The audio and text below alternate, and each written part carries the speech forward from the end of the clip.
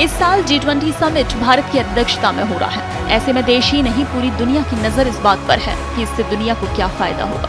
इसके साथ ही ये जानना भी जरूरी है कि ये सम्मेलन भारत के लिए किस तरह से जरूरी है। G20 अध्यक्ष के तौर पर भारत के पास वैश्विक कूटनीति में अपनी ताकत दिखाने का एक मौका है और भारत ने पिछले 8 महीनों में इसका भरपूर इस्तेमाल किया।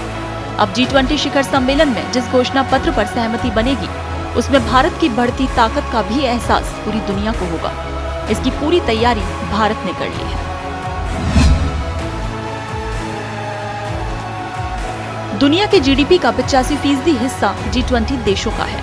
वहीं दुनिया के व्यापार में 75% की हिस्सेदारी भी इन्हीं देशों की है। इस वजह से ये सम्मेलन बहुत महत्वपूर्ण है। इसकी मेजबानी से भारत को वैश्विक मंच पर प्रमुख खिलाड़ी बनने का मौका मिल रहा है। इस समय पूरी दुनिया कोविड महामारी और रूस यूक्रेन युद्ध से पूरी तरह उभरी नहीं है। सभी को इसके परिणाम अभी भी झेलने पड़ रहे हैं, जिसके चलते विश्व भर में विकास की रफ्तार धीमी पड़ गई है। ऐसे समय में भारत विकासशील अर्थव्यवस्था के रूप में उभरा है। इस बीच G20 अध्यक्षता के जरिए भारत के पास पूरी दुनिया को अपना सामर्थ्य, संस्कृति और शक्ति दिखाने का मौका है। इस तरह दुनिया के आगे भारत की आवाज और बुलंद होगी।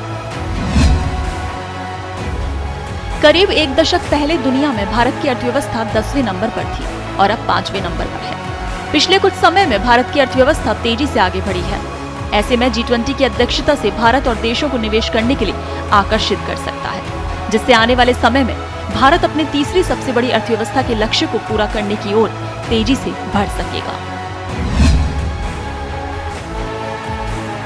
पिछले कई महीनों से भारत में हो रही बैठकों के जरिए बाकी देशों को भारत की नीति, सरकार, व्यापार के बारे में जानने और समझने का मौका मिला है। इससे भारत में निवेश की संभावनाएं बढ़ सकती हैं और भारत के व्यापारियों के लिए व्यापार के रास्ते और विस्तार से बढ़ सकते हैं। इससे भारतीय उद्योगों की वैश्विक अहमियत भी बढ़ेगी और देसी कंपनियों को अहम विषयों में भी दुनिया के सामने अपनी बात रखने के मौके भी मिलेंगे।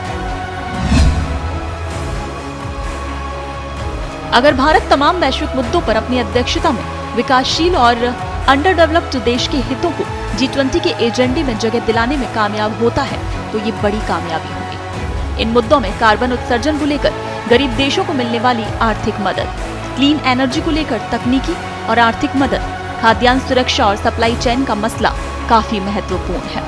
इन मुद्दों पर भारत की बातों को कोई भी देश नजरअंदाज नहीं कर सकता है। तो अब ये देखना होगा कि क्या भारत को कितना फायदा होता है और क्या भारत के एजेंडे पूरे होंगे।